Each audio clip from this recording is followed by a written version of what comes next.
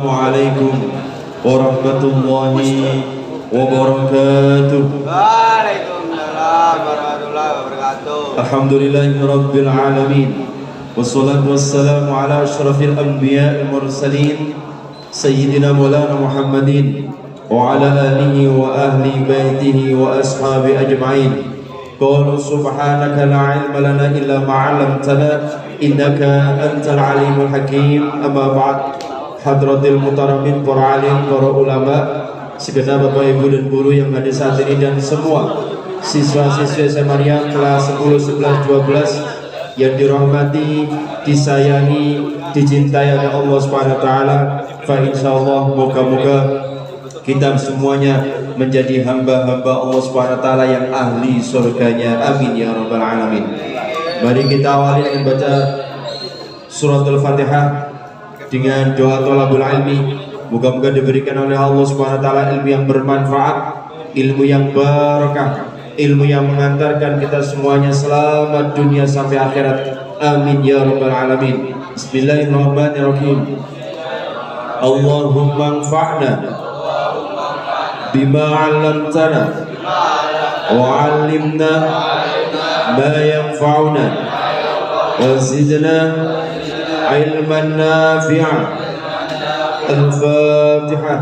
A'udzu billahi minasy syaithanir rajim. Bismillahirrahmanirrahim. Alhamdulillahi rabbil alamin. Arrahmanir rahim. Maliki yaumiddin. Iyyaka na'budu wa iyyaka nasta'in. Ihdinas siratal mustaqim. Siratal ladzina an'amta 'alaihim ghairil maghdubi 'alaihim waladdallin. Amin. Allahumma shalli 'ala Sayyidina Muhammad wa ashghil zalimin. Allahumma shalli 'ala Sayyidina Muhammad wa ashghil zalimin bil-zalimin wa akhrijna min bainihim salimin wa ala alihi wa sahbihi ajma'in. Allahumma shalli ala sayyidina Muhammad. Materi kita kali ini terkait dengan rukun sholat. Silakan dibuka kitabnya, kitab Safinatun Najah terkait dengan rukun sholat. Bismillahirrahmanirrahim. Qala al-musannif wa nafa'ana bi'ulumihi fid daraini amin. Faslun utami iki ku fasal arkan sholati iku terkait arkan sholati utawi piro-piro rukune sholat.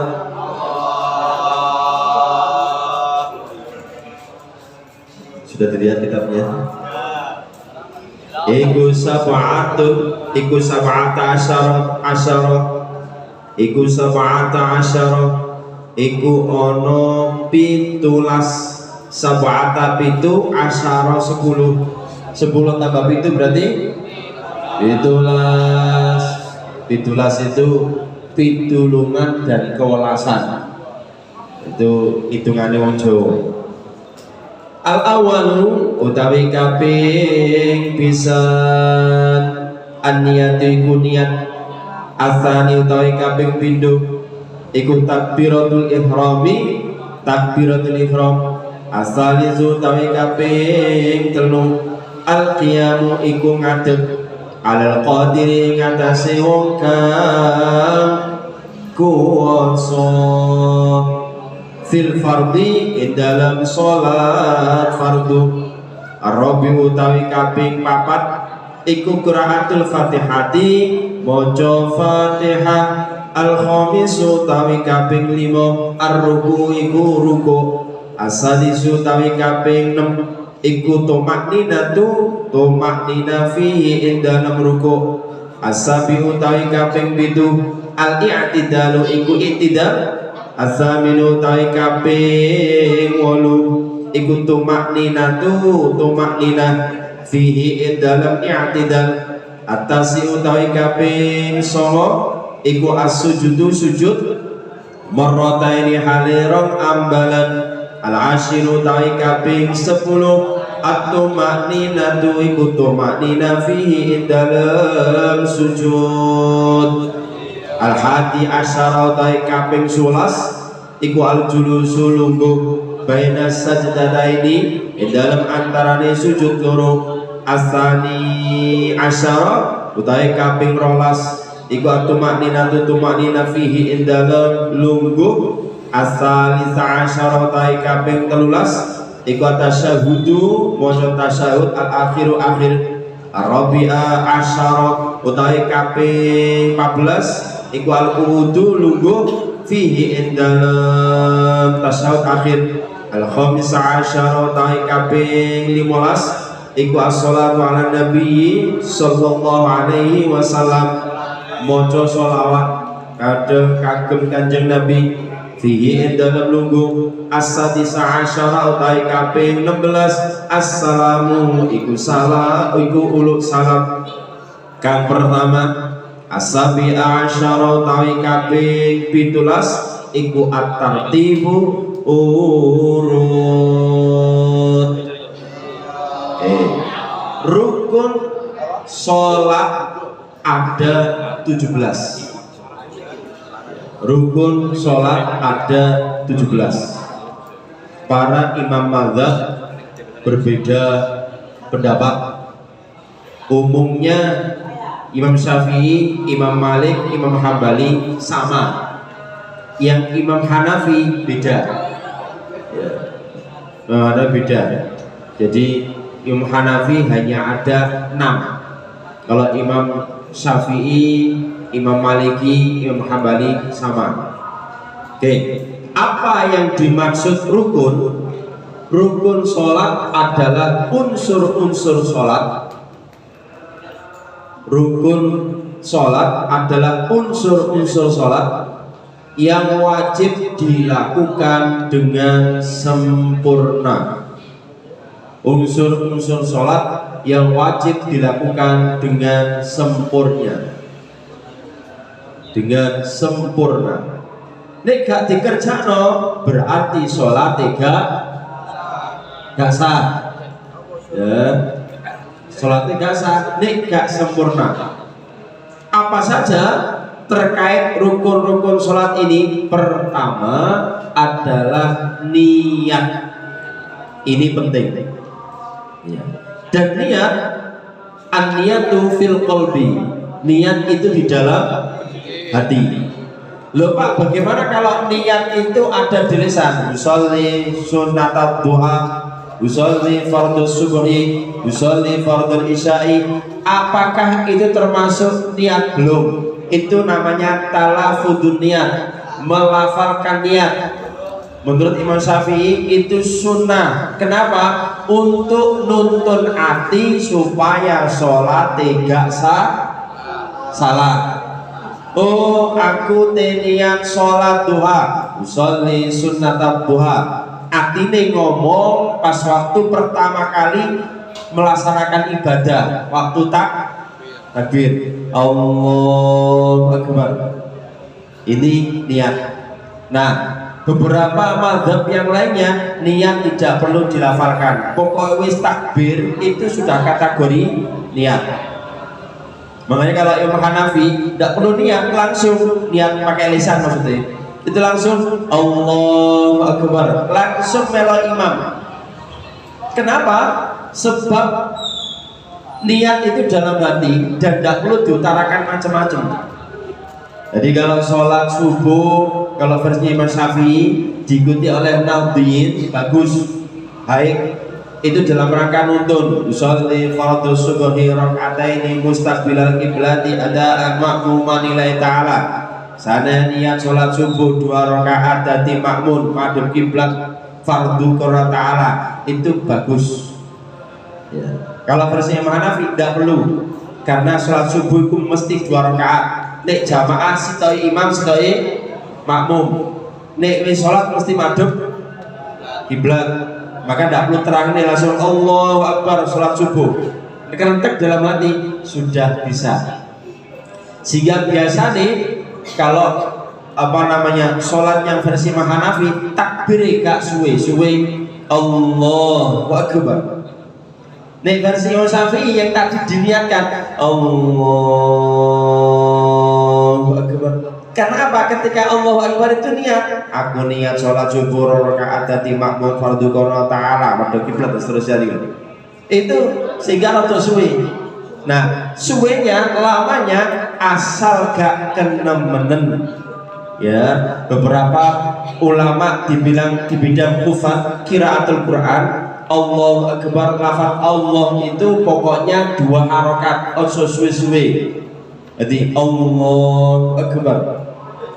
Ada yang menoleransi asal gak sampai 6 harokat. Ya suwe itu ya, makanya memang paling bagus sudah sesuai Allahu Akbar. Kalau di Mekah Madinah kan Allahu Akbar. Loh Pak, kok ada yang panjang Allahu Akbar itu kan? Itu namanya muwassal. Muwassal itu apa? Penyambung. Loh gunanya apa Pak? Muwassal itu dalam rangka yang lainnya supaya ngerti oh imame wis takbir atau sholat.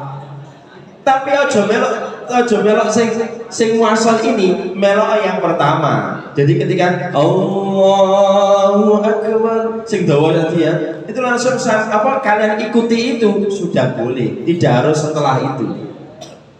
Lupa ketika sami Allah hamidah kok Rabbana walakal hamdu kok tidak ikut sami Allah hamidah. Jadi beberapa redaksi hadis menyampaikan ketika imam sami Allahu liman hamidah itu ucapkan Rabbana lakal hamdu dan seterusnya. Makanya ketika imamnya sami Allahu liman hamidah Rabbana walakal hamdu itu kan karena memang redaksinya itu ketika imam mengucapkan sami Allahu liman hamidah ucapkan Rabbana lakal hamdu seterusnya. Oke, itu niat dan niat di dalam hati. Pak, kalau lafalnya salah tapi niatnya betul sah. Ya, usolli fardhu subhi rakaataini ternyata sholat duhur tapi atine ngomong duhur sah. Nah sekarang sholat duhur ternyata hati nih ngomong subuh ini yang tidak sah, harus dibatalkan dan kemudian sholatnya atau niatnya diperbarui. Oh aku mah pengen sholat duhur kok niatnya sholat subuh dalam hati lo ya, maka tidak sah sholatnya, harus diulangi lagi. Understand? Jadi kalau masih lesan saja itu tidak menyebabkan batalnya sholat yang tadi niat. Masih biasanya ada ya imam yang kemudian ngajak baca macam-macam. Bismillahirrahmanirrahim. Asyhadu an la ilaha illallah wa asyhadu anna Muhammadar Rasulullah. Bismillahirrahmanirrahim. Qul a'udzu binnas malikin nas ilahin nas min syarri wasil khannas alladzi yuwaswisu fi sudurin nas minal jinnati wan nas. Usolli fardhu subhi boleh. Masih sebelum subuh kalian ngatamno Quran ya Allah. Oleh. Tidak usah dipermasalahkan, kadang orang itu permasalahkan. Sing tidak boleh itu wayai takbir ngatamno atau moco yang lainnya yang tidak sesuai dengan ketentuan Kanjeng Nabi. Itu yang kurang benar. Oke, itu ya. Jadi supaya paham dan niat ini menentukan apa yang kita kerjakan. Nek salah niatnya tulisannya ya belok salah. Sampai datang ke Maryam, niatnya apa dari rumah? Saya niat menghilangkan kebodohan, saya niat menyampaikan ilmu. Itu sudah ditulis oleh Allah Subhanahu wa taala lewat malaikat Raqib. mulai dari rumah sampai pulang ibadah, nuntut ini nuntut ilmu. Makanya beberapa riwayat ketika orang itu nuntut ilmu siapapun, apakah anak pondok, apakah anak Maryam yang sekolah, langsung malaikat mengepakkan sayapnya untuk menaungi kalian. Ini luar biasa. Apakah gurunya atau muridnya podoai, asal di rumah diniati supaya nyambung, ibadah nyambung. Apalagi di masjid ini terus diniati itikaf, wah ganjarannya double. Maka yang belum selalu niati, saya niat iktikaf karena Allah Ta'ala. Tidak harus dilafalkan, hati ini ngomong saya niat iktikaf, sudah nyambung, terkonek dengan Gusti Allah. Makanya mohon maaf ya, berkali-kali saya sampaikan, antara orang yang alim dengan yang tidak alim itu beda. Lungguh sak lungguh ganjarannya sego wedi timbangannya sehingga alim. Lungguh gitu tak lihat, sesaat tidak lama-lama saya niat itikaf, go wedi, daripada wis gak niat blas sampai duduk manis, itu ganjarannya yang biasa, cukup nuntut ilmu. Maka selalu diiling-iling supaya ganjarannya dadi gede. Allahumma sholli ala sayyidina Muhammad. Itu niat. Jika salah niat, maka salah juga yang menjadi amal ibadahnya. Apapun, lihat sekolah pengen pacaran, gak oleh ganjaran, malah dosa. Ternyata kok dilakoni, loh, dosanya tambah nemen. Niat saja, saya niat pacaran, tapi gak dilakoni, dan ditulis sama Gusti Allah. Ya, itu bagusnya Insya Allah gitu. Tapi niat kebaikan baru niat ditulis sama Gusti Allah. Saya niat sekolah, saya niat tahajud, saya niat sholat, ditulis Gusti Allah. Kok dilakoni dapat 2. Ya. Tapi kalau niat maksiat, saya niat ikut tadi ya pacaran, niat macam-macam, itu tidak ditulis kalau burung dilakoni. Maka berterima kasihlah nak Gusti Allah, kebaikan Gusti Allah itu luar biasa. Coba kalau kejelekan niat saja ditulis, jelas awake kakean. Yang kedua, tidak mungkin selesai sampai 17 otomatis, kita sambung. Jadi nanti ada rukun sholat bagian pertama, rukun sholat bagian 2 dan seterusnya. Berapa bagian? 2, mungkin cuma 2. Takbiratul ihram. 2, takbiratul ihram. Jadi niat itu memang posisinya bersamaan dengan pertama kali mau melaksanakan ibadah. Takbir termasuk sholat, termasuk nanti wudu. 2, takbiratul ihram. Kenapa dikatakan takbiratul ihram? Sebab takbiratul ihram ini ada dawuh Kanjeng Nabi, miftahus sholati at-tuhuru. Kuncinya sholat adalah bersuci, wudu. Nah, tadi disinggung sama Yai Aris, wudu ini kudu didandani tenanan. Nek wudu ini gak tepat, ya iso-iso sholatnya gak. Wa tahrimuha at-takbiru. Lah, yang mengharamkan apapun dalam sholat itu adalah takbir. Nek wis Allahu Akbar, ngelakoni hal-hal yang mestinya halal itu dilarang. Contoh, mangan itu halal atau haram? Halal, tapi dilarang krono esok sholat. Minum, tidur itu enggak dilarang, tapi berhubung sholat akhirnya dilarang. Pemana? Pokoknya halal-halal itu dilarang di saat melakoni sholat, kecuali dengan ibadah rangkaian sholat itu. Oke, wa tahliluha at-taslimu. Yang menghalalkan adalah salam. Nek wis assalamualaikum warahmatullah, itu jadi halal. Apapun yang memang halal betulan. Ya mirip seperti poso tuh. Poso itu kan mangan yo halal, tapi kenapa dilarang? Soalnya pengen ngelatih keimanan seseorang. Oke.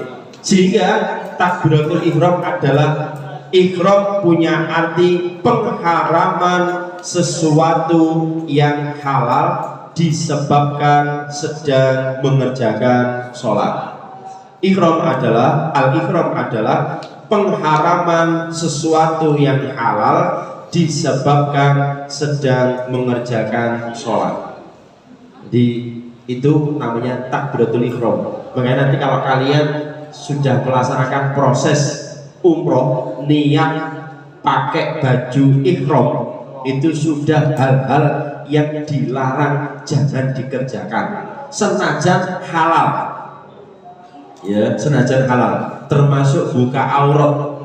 Ini suara kali saya melihat jamaah khususnya yang ibu-ibu itu kalau sudah waktunya umroh pakai niat ihram itu tidak boleh buka aurat.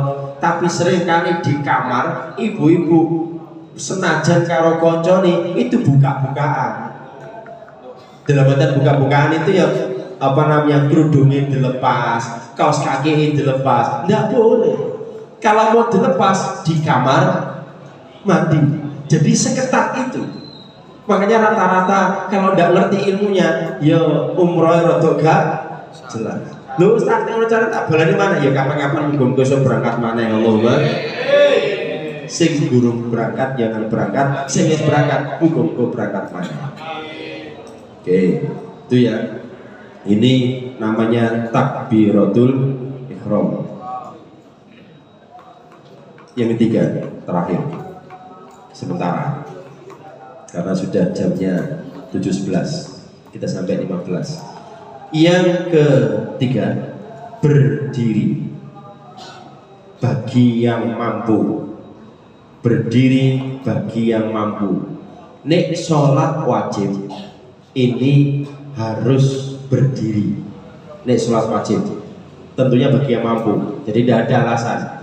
Beda kalau sholat sunnah. Nek sholat sunnah senajan sampean males itu duduk tidak apa-apa, males sih, tapi ojo mau kemudian di alasan. Nek ngono ngene Pak, kan berhubung pernyataan jenengan itu boleh duduk. Nek ngono aku nek sholat dua kalau duduk jangan.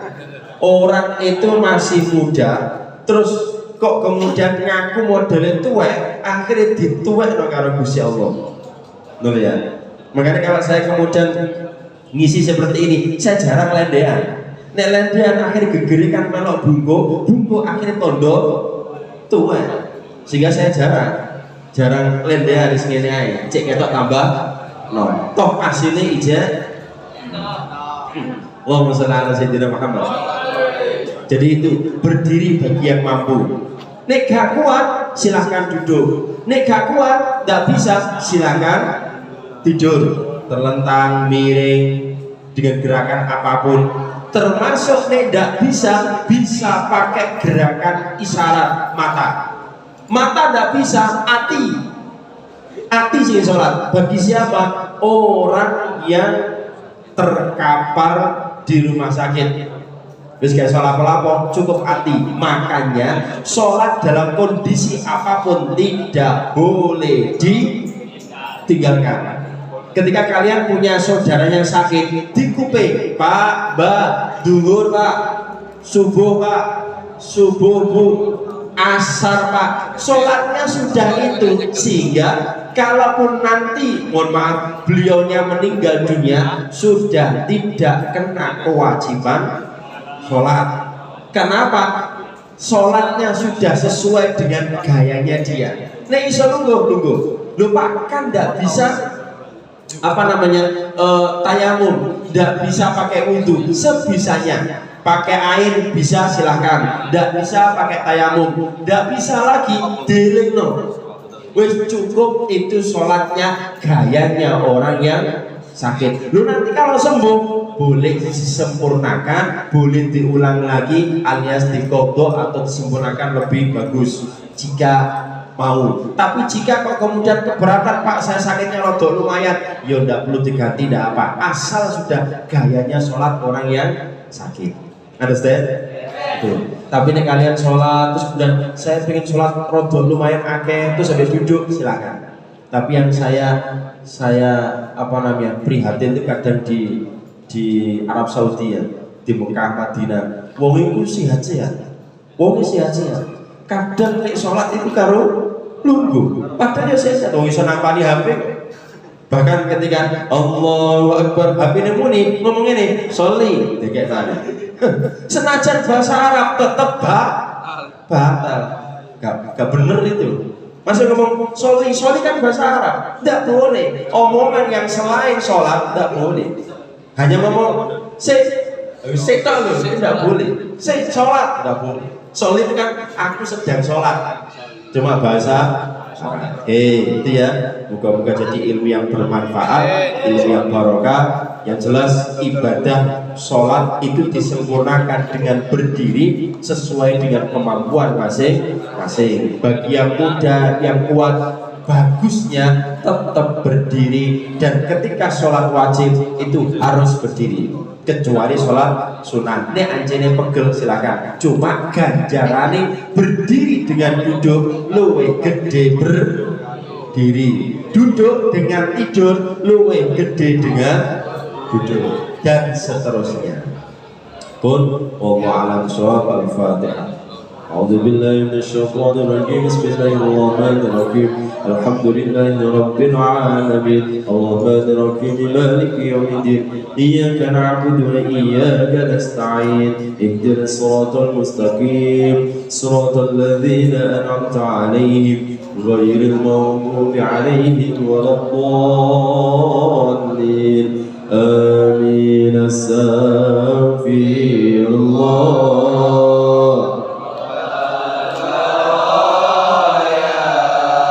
أستغفر الله من الخطايا